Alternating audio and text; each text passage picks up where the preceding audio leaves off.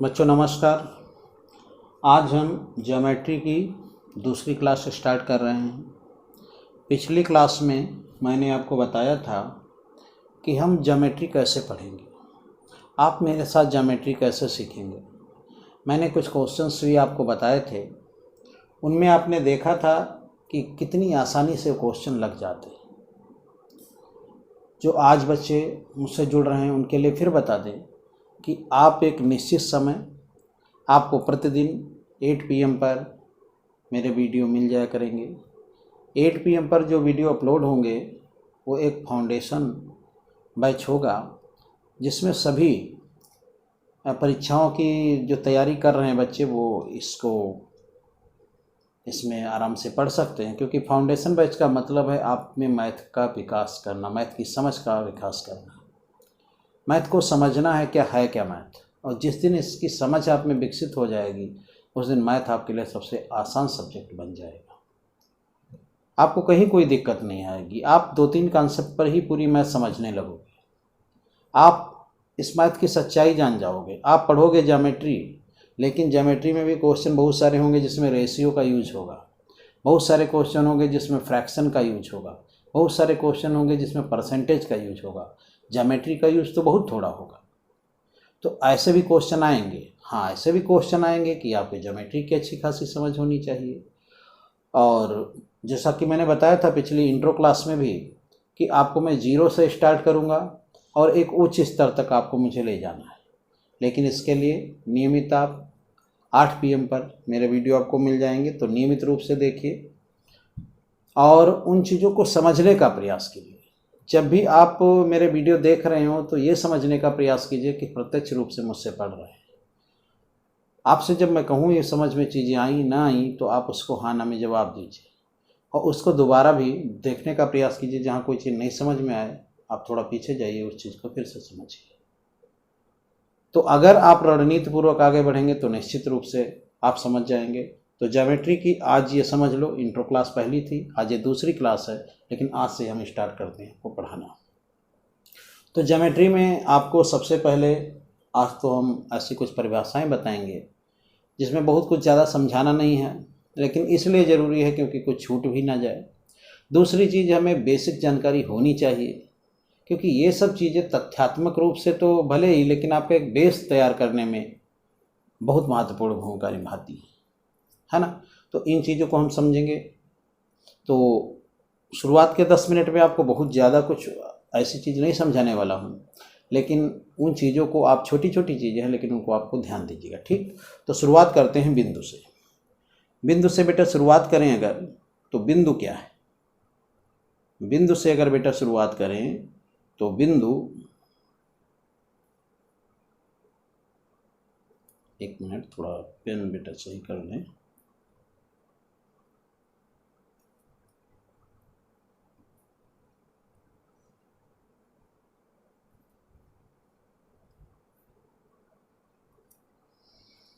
शुरुआत करें बेटा बिंदु से, तो बिंदु क्या है ये आप समझेंगे।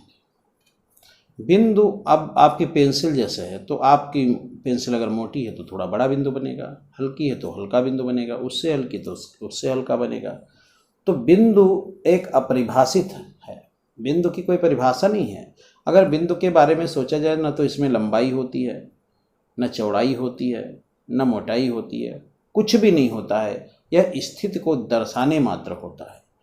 अच्छा, एक चीज़ और, चूँकि आज ये लिखाने पढ़ाने वाला ज़्यादा था, इसमें लिखवाना ज़्यादा था, क्वेश्चन कम थे, तो इसके लिए मैंने आपके लिए पहले से लिख दिया, तो समय आपका बचेगा। और ये स्क्रीनशॉट ले लीजिएगा, आपका नोट्स भी तैयार होता जाएगा। तो बिंदु, बिंदु बेटा क्या है? अपरिभाषित है। इसकी कोई खास परिभाषा नहीं बन पाती है, क्योंकि बिंदु आपकी जितनी पेंसिल की नोक है उसके अनुसार उसकी मोटाई हो जाती है। उससे पतला है, उससे जितना पतला संभव है उतना पतला आप कर देंगे, तो अपरिभाषित है। क्योंकि इसमें लंबाई चौड़ाई ऊंचाई बेटा कुछ नहीं होती है, तो इसलिए ये क्या है? ये बीमाहीन है। बेटा कैसी है? बीमाहीन है। इसकी कोई बीमा नहीं है। बीमा तभी होगी जब लंबाई होगी, चौड़ाई होगी या कुछ होगी। यह सही स्थिति को दर्शाने का कार्य करता है। मतलब आप जिसे वृत्त खींचते हो तो वृत्त का सेंटर कहाँ है? यहाँ पर है।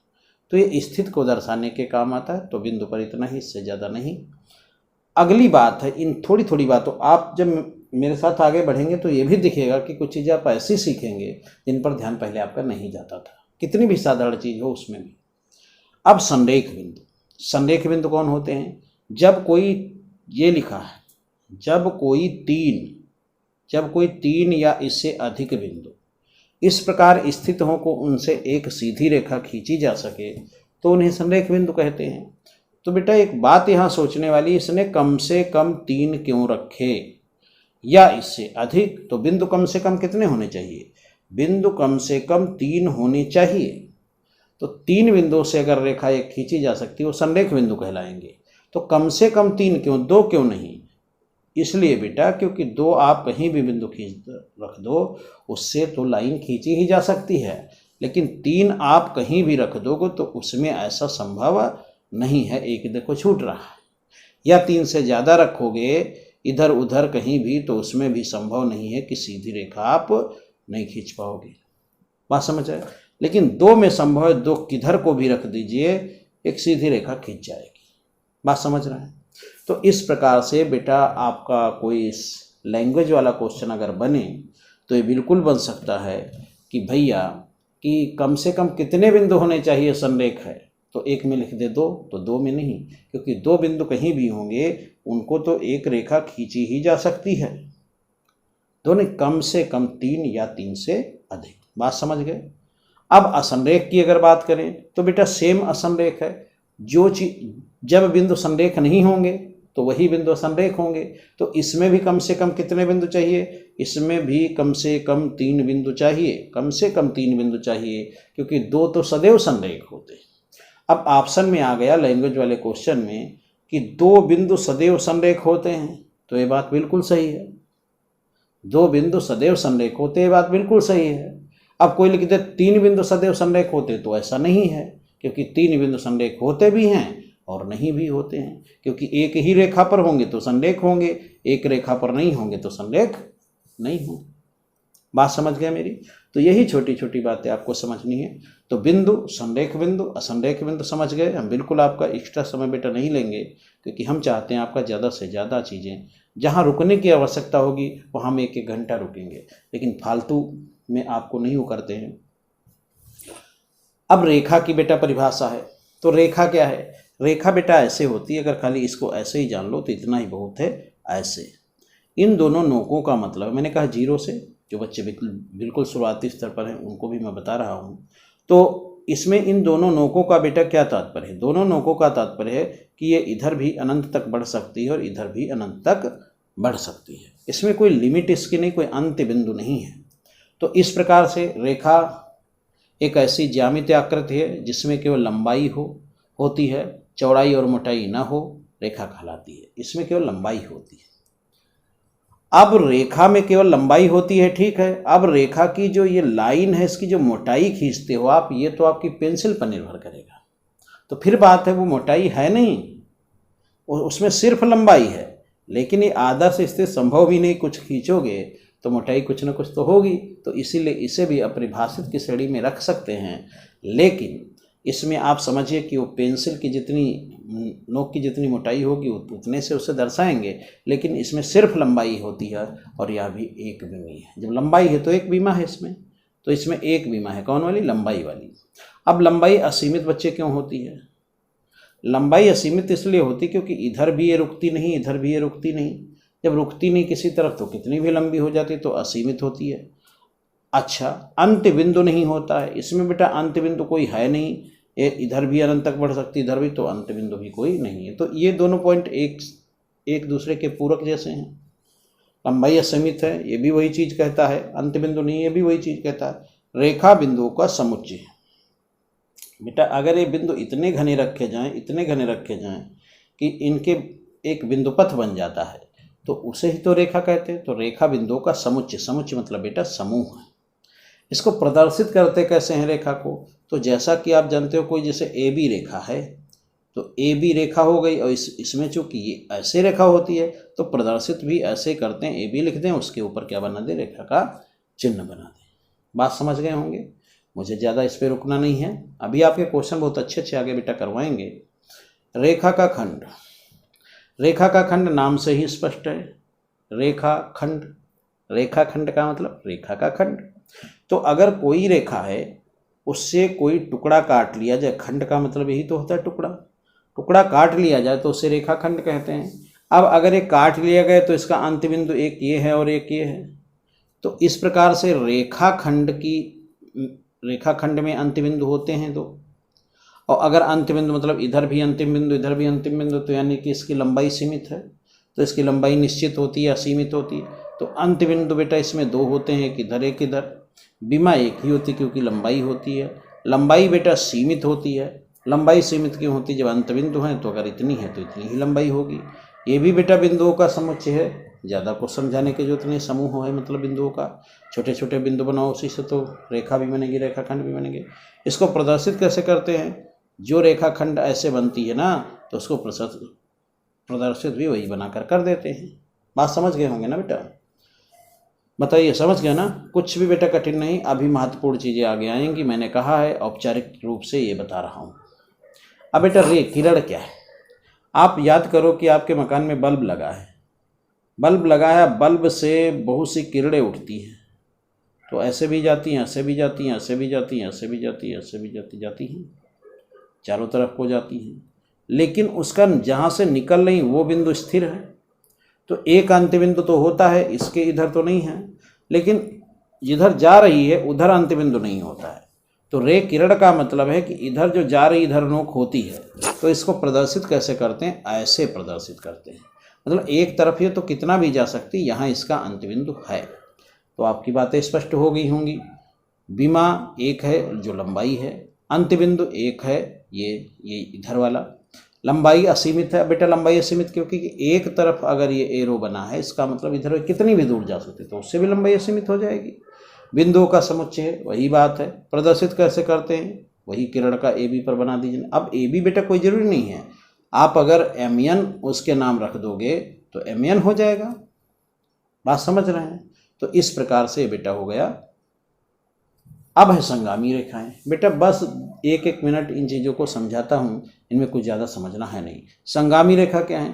कोई 3 या 3 से अधिक, बेटा कोई 3 या 3 से अधिक। अब यहाँ भी 3 या 3 से अधिक क्यों? 2 क्यों नहीं? क्योंकि 2 बेटा कोई भी रेखाएं खींचोगे तो वो अगर समांतर नहीं है तो कहीं ना कहीं मिलेंगी ही मिलेंगी। तो 2 का नहीं जरूरी होता, लेकिन 3 को अगर खींचोगे तो कोई जरूरी नहीं है मिले, तीनों एक बिंदु पर मिले जरूरी नहीं है। तीनों एक बिंदु पर मिले, एक ही लिखा, एक ही का मतलब जोर दे रहा है, एक ही बिंदु पर मिले 3 या 3 से अधिक। 2 तो मिलती है किसी बिंदु पर, लेकिन 3 मिले, 2 मिले ये बड़ी बात नहीं, कैसे भी खींच दोगे 2 मिल जाएंगे। तीसरी मिलाने के लिए इस पर जोर डालना पड़ेगा कि यहीं से निकले, चौथी निकालने के लिए यहीं से निकालना पड़ेगा। तो इस प्रकार से आप समझ गए होंगे 3 या 3 से अधिक क्यों संख्या है, क्योंकि इसी स्थिति में इसकी विशिष्टता होगी। तो वे रेखाएं क्या कहलाती है? संगामी रेखा। संगामी संगम से बना है, संगम का मतलब होता है मिलना। तो अगर ये एक बिंदु पर यहाँ पर मिल नहीं तो ये क्या है? संगामी। इसको ऐसे समझ लो तो इसमें भी ये क्या है? संगामी। बोलो बात समझ गए? प्रतिच्छेदी रेखा, प्रतिच्छेद का मतलब होता है बेटा काटना। मैं आपको बहुत आसान चीज़ें बता रहा हूँ। प्रतिच्छेद मतलब होता है काटना। अब प्रतिच्छेद मतलब होता है काटना, तो 2 रेखाएं जो एक दूसरे को काटती हैं प्रतिच्छेदी रेखा कहलाती हैं। बिल्कुल।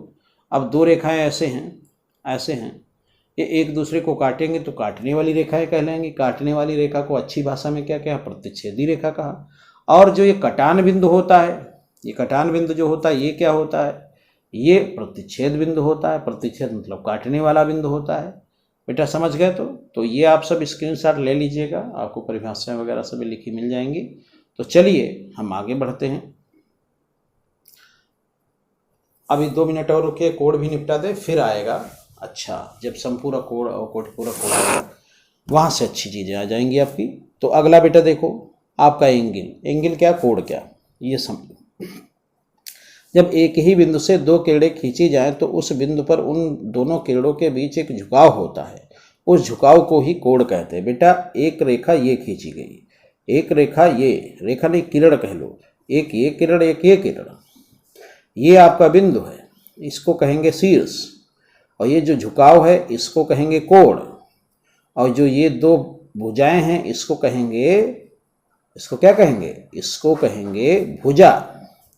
तो एक कोई एंगल होता है उसमें बेटा ये कहलाती हैं भुजा, ये कहलाता है शीर्ष, ये झुकाव होता है, ये होता है कोण। बात समझ गए। तो अब बेटा क्या है, इस कोण को दर्शाते कैसे हैं ये महत्वपूर्ण है। जहां पर एंगल बना है इसको नाम दे अगर ए ओ बी, तो बेटा यहां पर एंगल बना है तो मेन रूप से ये कोण ओ है, लेकिन इसको और अगर दिखाना है तो ए ओ बी कह सकते हो, ए ओ बी, और कह सकते हो बी ओ ए, बी ओ ए भी कह सकते हो। मेन है जिस बिंदु पर कोण बना है वो बीच में रहेगा, अगर 3 बिंदुओं से दर्शा रहे हो तो बीच में रहेगा, और 1 बिंदु से दर्शा रहे तो वही रहेगा। बात समझ गए। तो इसको ए ओ बी भी कह सकते हो, देखिए बीच में है, बी ओ ए भी कह सकते हो, देखिए बीच में है, और अगर एक से ही दर्शाते हो तो बीच वाला ही लिख दोगे। ठीक है बेटा, तो ये सब हो गया, समझ में आ गया होगा। अब कोणों के प्रकार देखिए, मैंने कहा कुछ औपचारिक चीज़ें हैं, बड़ी आसान हैं, उनको मैं बताता हूँ, आपको पहले से आती हैं, लेकिन फिर भी देखिए कुछ ना कुछ आपको नया मिलेगा। बेटा कोणों के प्रकार की अगर बात करें तो आप जानते हैं टोटल जो चतुर्थांश होता है पूरा 360 डिग्री का होता है। कितने का होता है? 360 डिग्री का। अब इसी में एक निश्चित अंश के कोण जो होते हैं, एक निश्चित दायरे में जो होते हैं, उसके आधार पर इनके नाम रखे गए। जो कोण 0 से बड़ा हो, 0 डिग्री से बड़ा हो, और 90 से छोटा हो, 90 से क्या हो, 90 से छोटा हो, 90 से छोटा हो, वो कहलाएगा न्यून कोण, वो कहलाएगा न्यून कोण। बात समझ पाए? मतलब बेटा अगर हम कहें इसमें ऐसे ऐसे में अगर हम ऐसे कोई कोण बनाए तो ये न्यून कोण होगा, ऐसे न्यून कोण होगा, ये भी न्यून कोण होगा, ये भी न्यून कोण होगा। 70, 80, 60, 65, 66, 78, 100। जब 90 डिग्री का कोण बनेगा, एकदम फिक्स 90 डिग्री, तो वो होगा समकोण। तो देखिए ऐसे भी कोण हैं जो कुछ फिक्स हैं, और ऐसे भी कुछ कोण हैं जो इतने से इतने तक हैं। तो इसको अभी आपको आगे समझाते हैं। तो न्यून कोण क्या है? 0 से बड़ा होता है, 90 से छोटा होता है।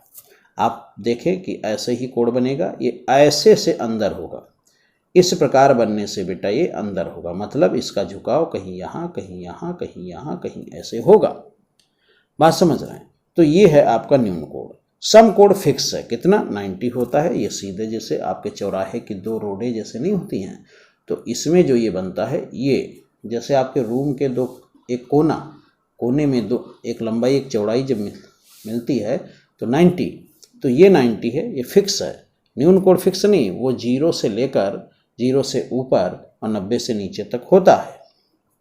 अगली बात है अधिक कोण। अधिक कोण बेटा क्या होता है? जो 90 से ज़्यादा है। अधिक कोण क्या होता है? जो 90 से ज़्यादा है और 180 से कम है, वह अधिक कोण है। मतलब वो अधिक कोण है, मतलब यहाँ से एक इधर और एक इधर कहीं भी है, इधर कहीं भी है, तो ये अधिक कोण है। ऐसे भी अधिक कोण है, ऐसे भी अधिक कोण है, ये अधिक कोण है। और अगर सरल कोण की बात करें, अच्छा बेटा नाम भी महत्वपूर्ण है। सरल कोण का दूसरा नाम रिज कोण है, ये याद रखना बेटा। क्या है? रिज कोण। रिज कोण महत्वपूर्ण नाम है। ऐसा कभी कभी आ जाता है रिज कोण किसे कहते हैं। तो रिज का मतलब भी होता है सीधा, सरल का मतलब होता है सीधा। तो जो सीधा कोण बनाता है, मतलब यहाँ मान लीजिए वो बिंदु है, ऐसे बना ऐसे बना, तो ये सीधा कोण है, तो इसे ही कहते हैं सरल कोण। ये भी निश्चित होता है, 180 डिग्री होता है।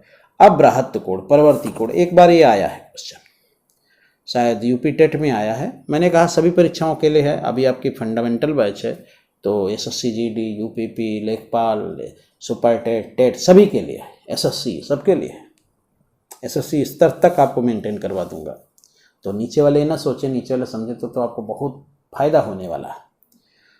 तो अब बेटा जो 180 से बड़ा कोण होता है, 180 से बड़ा कोण होता है, उसके 2-3 नाम हैं। बृहत्त कोण, एक तो परवर्ती कोण, और कभी कभी तो परावर्ती भी लिख देते हैं कभी कभी गलती से, लेकिन इंग्लिश वाला याद रखो तो वो ये आपकी हेल्प कर लेता है।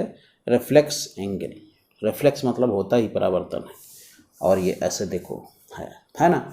इसकी क्या पहचान है, यहाँ पर तो 180 हो गया, जब इससे ऐसे झुक जाता है, ऐसे हो जाए या ऐसे हो जाए या ऐसे हो जाए, तो ये सब रिफ्लेक्स हो रहा है, ऐसे हो जाए, तो ये सब क्या है, बृहत्त कोण है, बृहत्त कोण है, बोलो ठीक।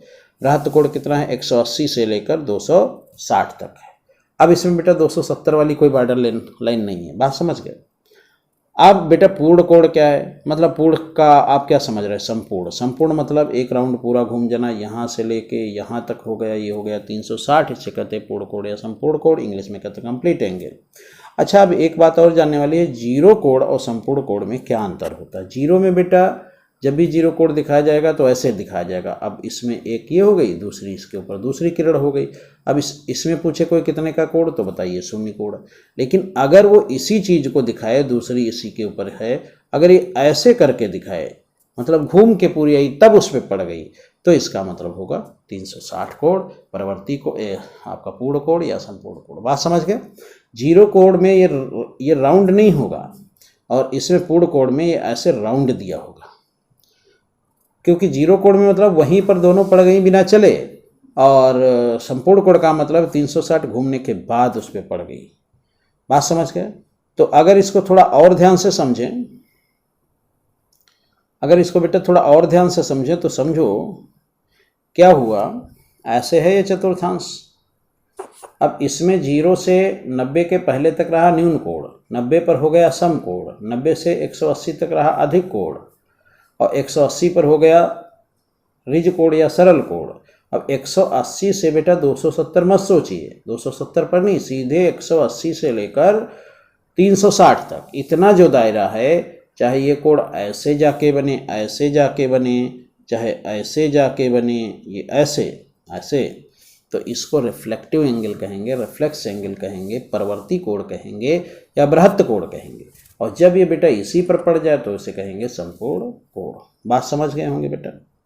आप स्क्रीनशॉट ले लिया करो, जहाँ भी आपका मन करे कि ये इसको लिखना है तो ये लिख लिया करो, है ना। चलो, कुछ ज़्यादा था नहीं खास, तो इसलिए मैंने नहीं इसको किया। तो आगे की बात करते हैं।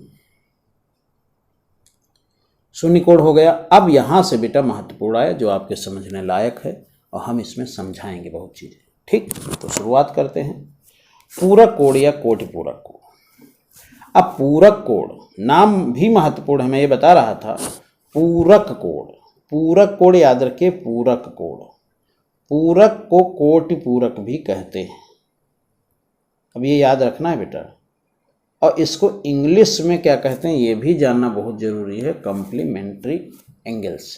क्योंकि इंग्लिश में एक ही नाम कहा जाता है ज़्यादातर, हिंदी में 2-3 हो जाते हैं, तो आपको कहीं डाउट हो जाता है। अब इसमें बेटा जानना कुछ नहीं है।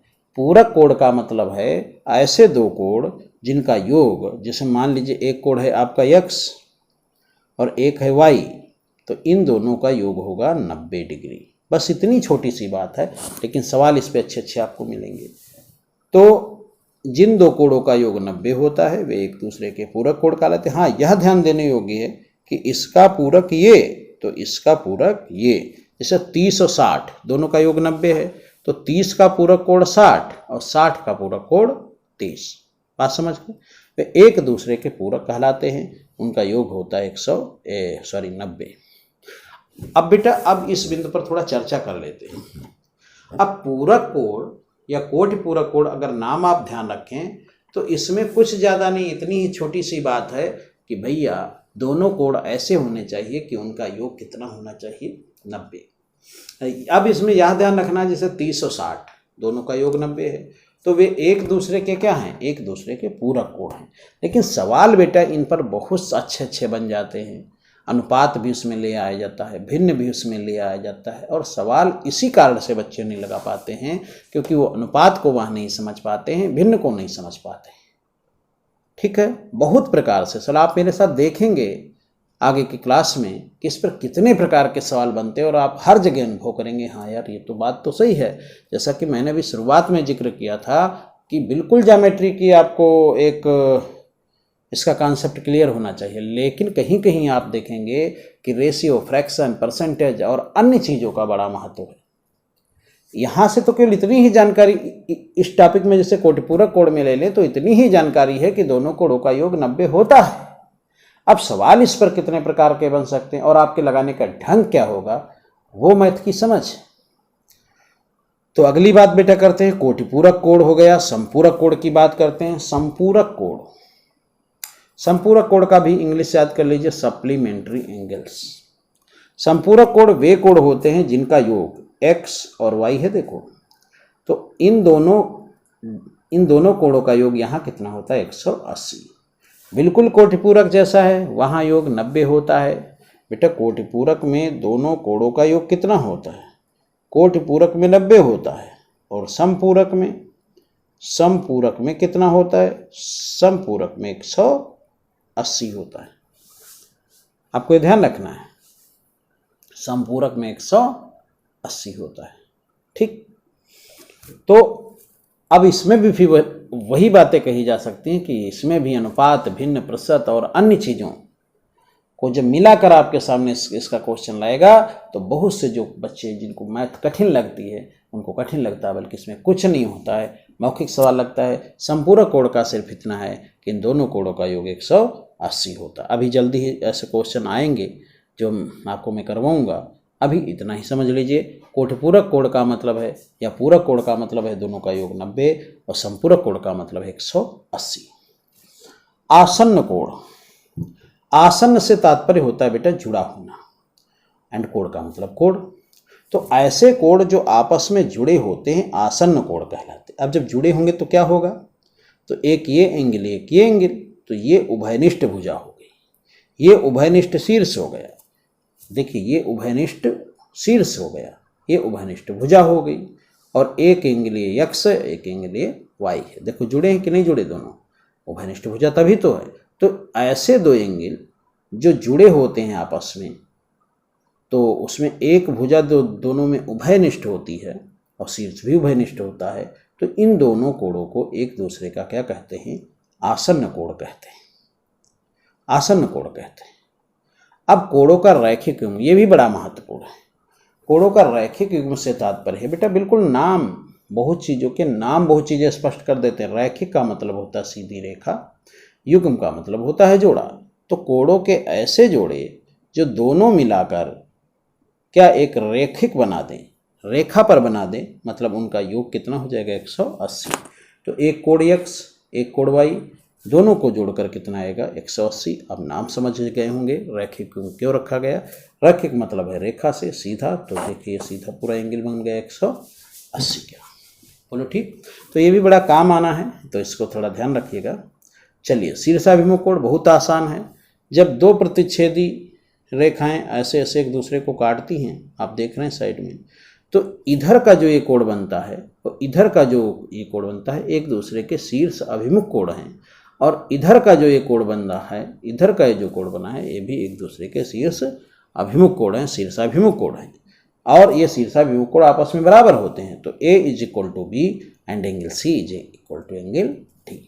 बात समझ गए, तो शीर्षाभिमुख कोण हो गया। तो इस प्रकार से बेटा एकदम आसानी से आप चीज़ें समझ गए हैं। तो आगे की बात हम क्वेश्चंस हैं वो भी आपके साथ करेंगे, लेकिन उसके पहले और एक दो आवश्यक चीज़ें हैं, ये समझ लो बेटा। कोई सीधी रेखा होती है, इसके एक तरफ के टोटल जो कोण होते हैं 180 होते हैं। अब इसमें हम कितने भी कोण बना दें, ये चूंकि रेखा सीधी है तो एक तरफ का पूरा मामला कितना होगा, 180। तो ये और ये और ये सब क्या होगा, 180 होगा।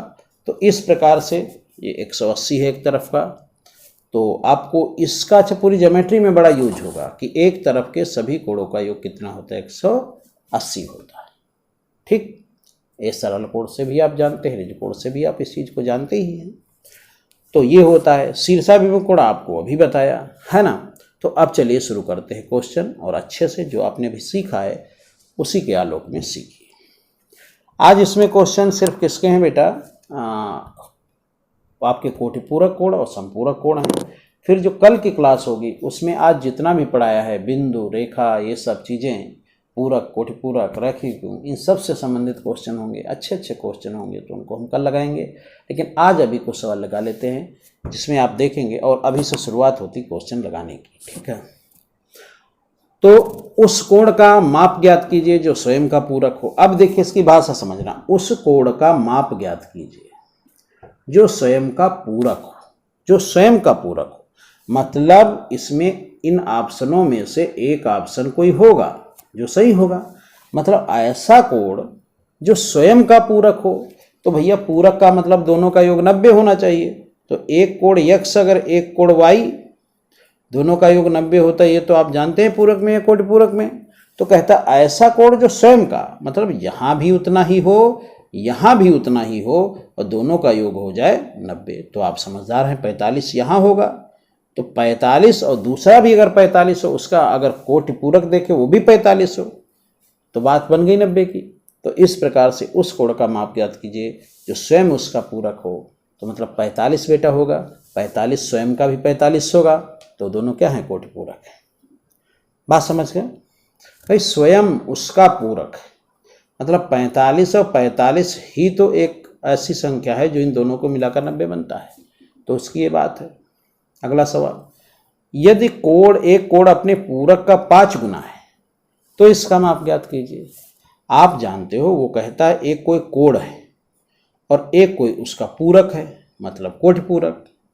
इन दोनों का योग कितना होता है, 180 होता है। बोलो इतनी बात जानते हो। ये तो आपने ज्योमेट्री में आज सीखा है, अभी सीखा है, लेकिन अब इसको सॉल्व कैसे करना है ये सामान्य समझ है। यदि एक कोण अपने पूरक कोण का 5 गुना है, तो बेटा एक बात बताओ, एक कोण हमने क्या मान लिया, x, दूसरा उसका पूरक कोण कितना मान लिया, y, सॉरी, दोनों का योग कितना हो जाएगा, दोनों का योग हो जाएगा बेटा 90 चूंकि कोटि पूरक है। तो एक बात सोचने वाली है, अब इसकी बात को समझो। एक कोण अपने पूरक का 5 गुना है, तो ये बेटा इसका पूरक और ये इसका पूरक, तो किसी को मान लो, अगर हम इस कोण को हम कितना मान लें, m मान लें, तो लिखा है एक कोण अपने पूरक कोण का 5 गुना है। तो अगर ये m मान लें तो ये वाला इसका पूरक है, तो ये 5m होगा, ये 5m होगा। या हम y को m मान लेते तो इसका पूरक ये था, तो ये 5m हो सकता था। मतलब एक m माने तो दूसरा 5m माने, तो दोनों मिलाकर 90, तो 6m बराबर 90। तो 15 छक्का 90 होता है, तो आएगा काटने से 15, तो m बराबर बेटा 15 आएगा। और जैसे ही m बराबर 15 आएगा तो इसका माप ज्ञात कीजिए। किसका, ये इसके लिए कहा गया है। अब यही तो भाषा में ध्यान रखना है। एक कोण अपने पूरक का 5 गुना है, सॉरी बेटा, एक कोण अपने पूरक का 5 गुना है। तो 5 गुना कौन था, वो कोण था। तो एक कोण अपने पूरक का 5 गुना है, तो एक कोण का मतलब उस कोण की बात करता है जो अपने पूरक के 5, तो इसकी बेटा बात कर रहा है। तो 15 5 75 आएगा। अभी ना समझ पाए हैं तो हम फिर से समझा देते हैं, 75 आएगा। देखो बेटा यही तो मैथ की समझ लानी है। चलिए हम आपको बताते हैं, फिर से समझाते हैं, फिर से समझाते हैं आपको। 1 मिनट के लिए रुक जाइएगा।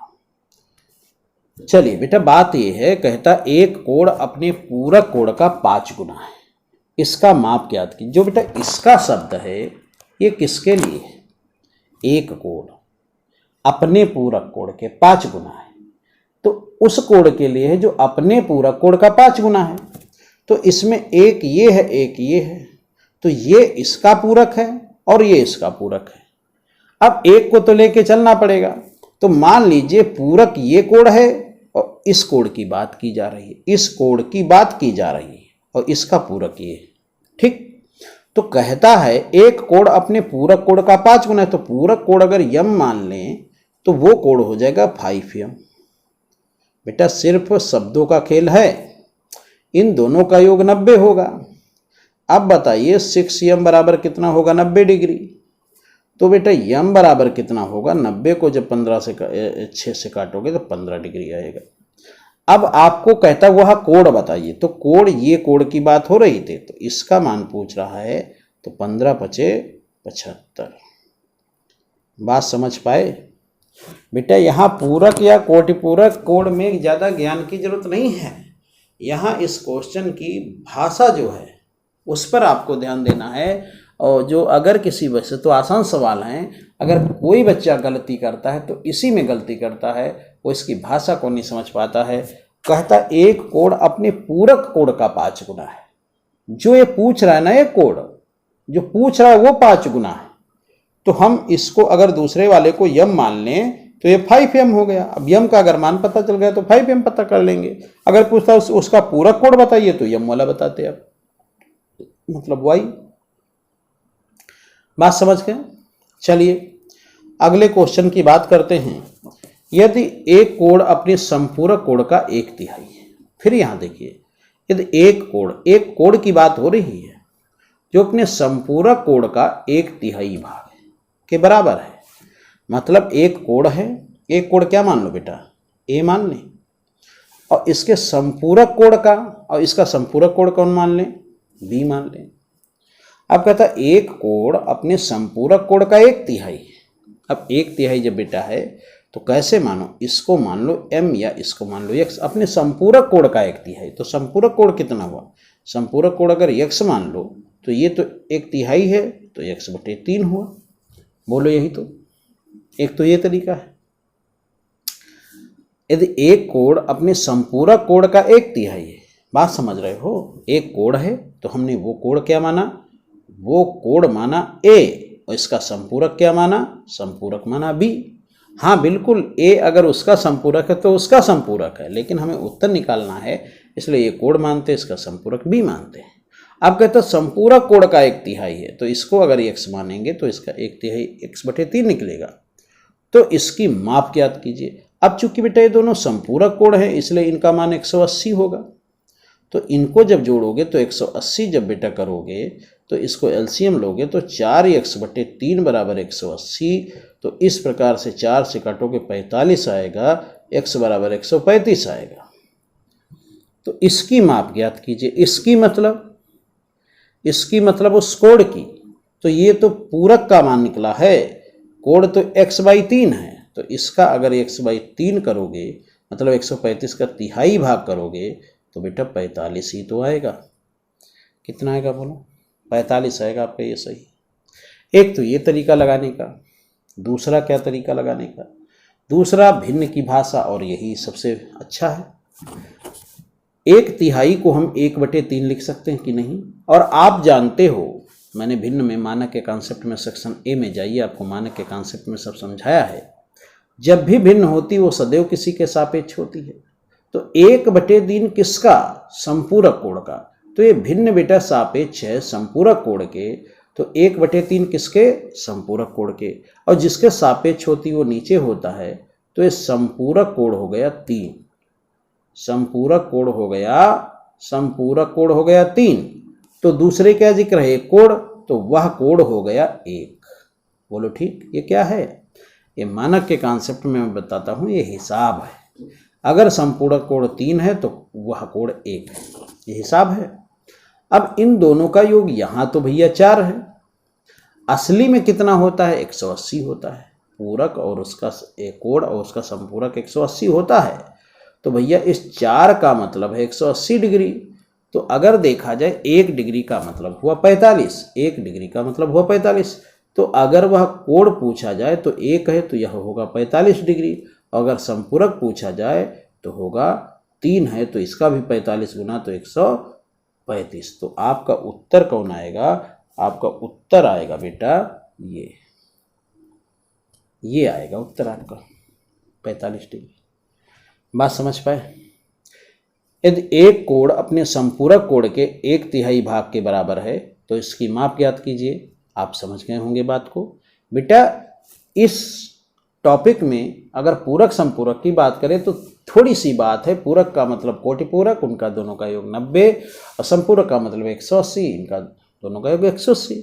लेकिन जब यह भिन्न आई तो भिन्न की कैसे व्याख्या की जाती है, ये मानक के कॉन्सेप्ट में सेक्शन ए में जाइए, और मैंने बता भी रखा है आप सेक्शन वाइज मेरे साथ पढ़ेंगे।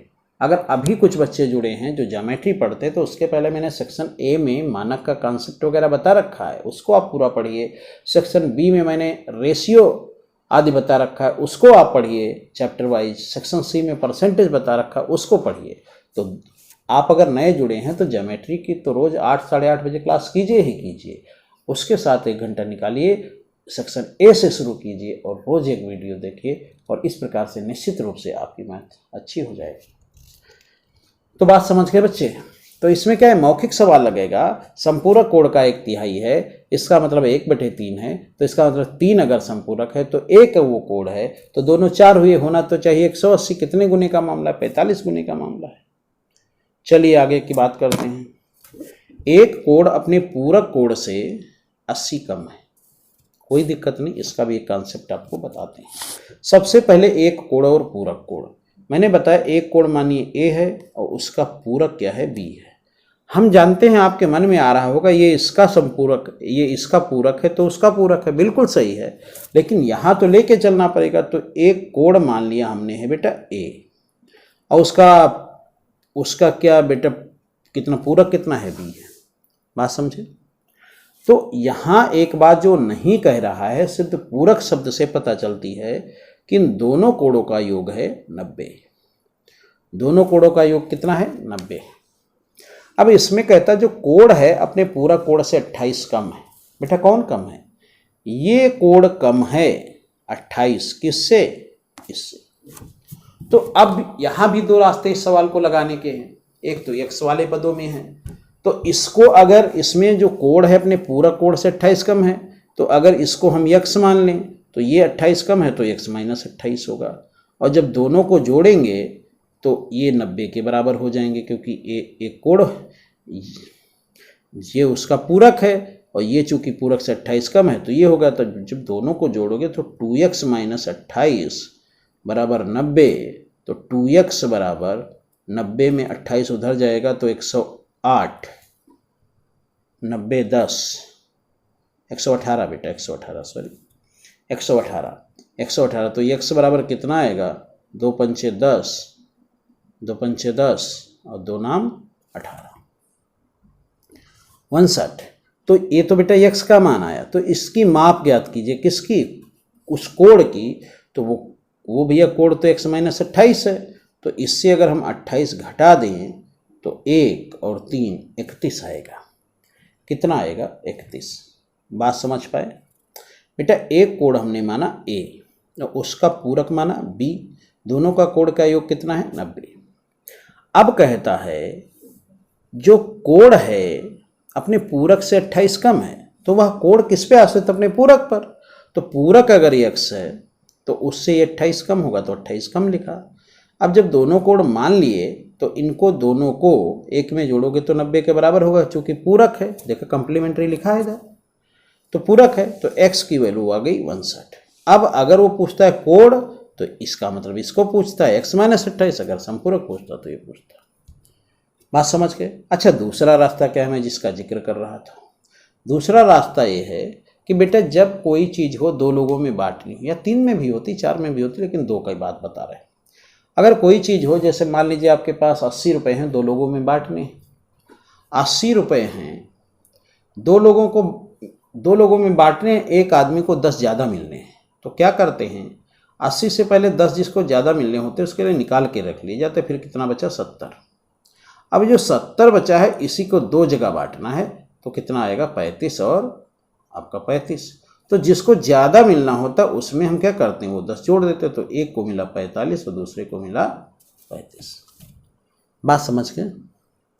80 टोटल था, एक को 10 ज़्यादा मिलना था, तो भैया क्या किया? उसके लिए पहले निकाल के रख लिया, बचा 70। अब 70 में आधा आधा कर लिया, 35, तो एक को 35, एक को 45। तो यही स्थिति तो यहाँ भी उत्पन्न है। हमको पता है दोनों कोणों का योग है 90। बोलो 90 है।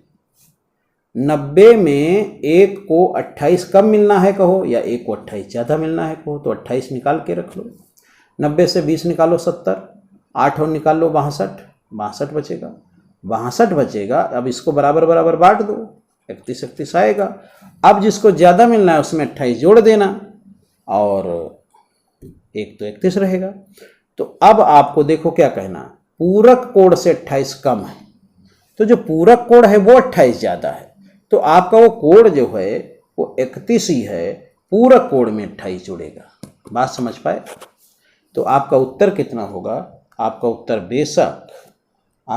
बेशक 31 होगा, क्योंकि जो कोण है वो ज़्यादा नहीं है, तो ये 28 जो है निकाला है वो उसमें नहीं जुड़ना है, 28 तो उसके पूरक कोण में जुड़ेगा।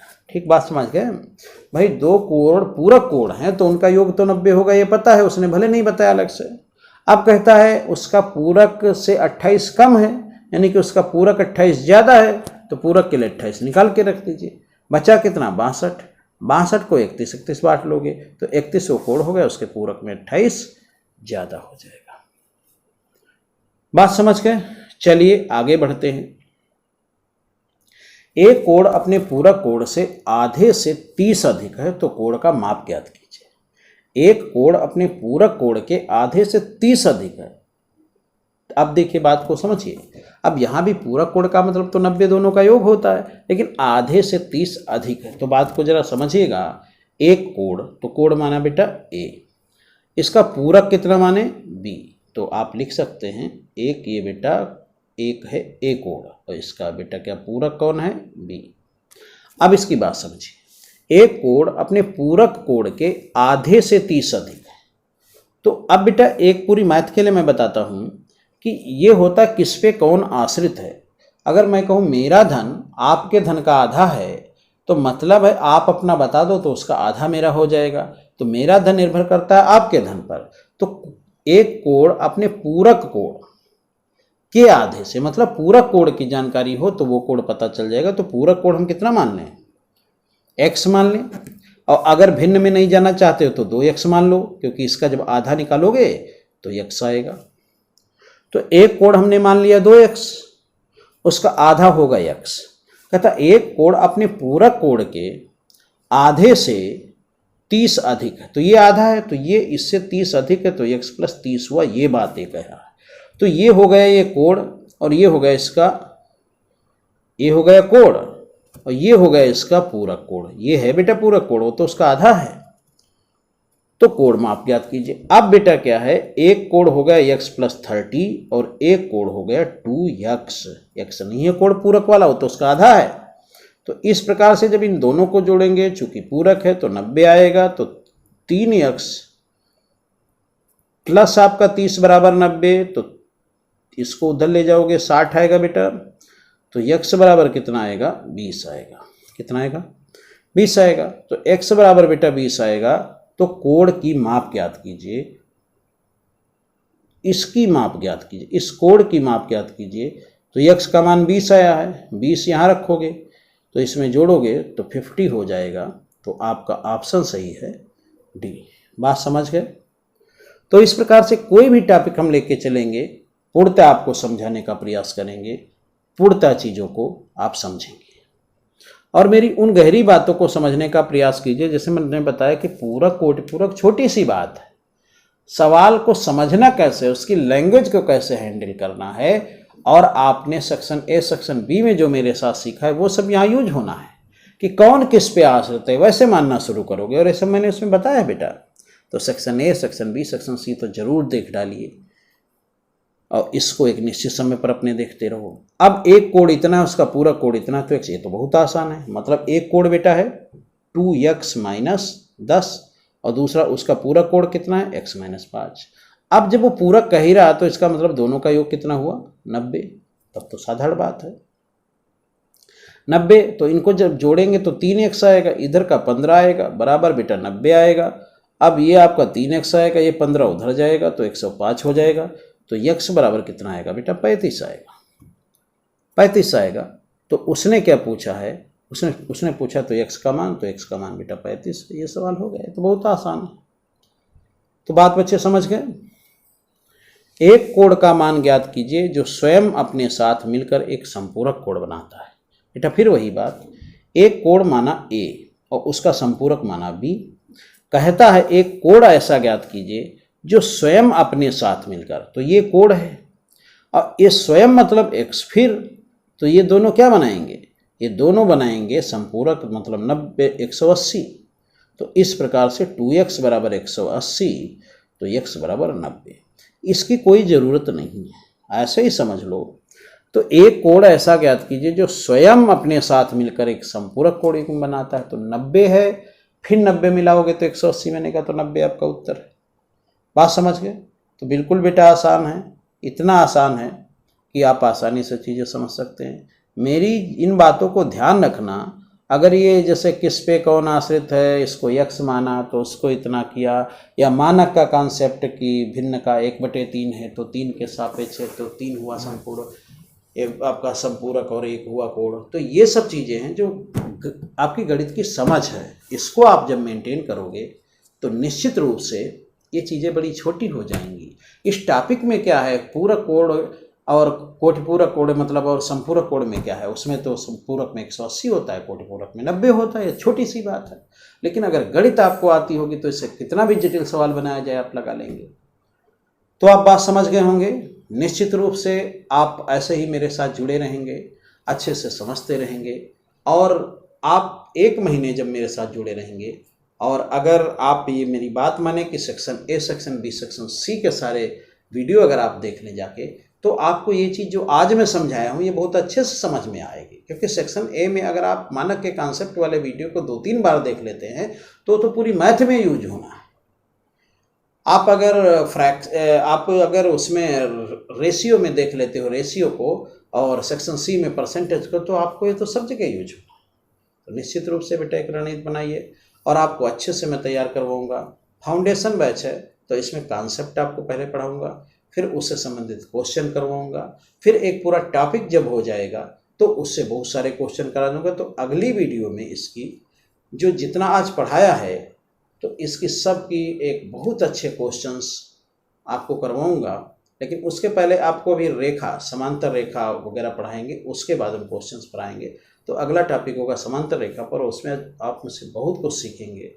आपका संगत कोण, एकांतर कोण, माना कि आप जानते होंगे, लेकिन जब उनको उनके नामों के अनुसार उनको पहचान जाएंगे, उन पे इतने इतने अच्छे क्वेश्चन आपको करवा देंगे कि आपको फिर कहीं दूसरी जगह नहीं देखने की ज़रूरत होगी। तो आप जुड़े रहिए मेरे साथ, और ज़्यादा से ज़्यादा बच्चों को जोड़िए, क्योंकि यह भी निश्चित है, क्योंकि हम उसी ऊर्जा के साथ काम कर पाएंगे जितना आप इसे महत्व दोगे, जितना आप इसे देखोगे, अच्छे बच्चों को शेयर करोगे। तो ये सब आप पर रहेगा। चलिए ठीक है, जय हिंद, जय भारत।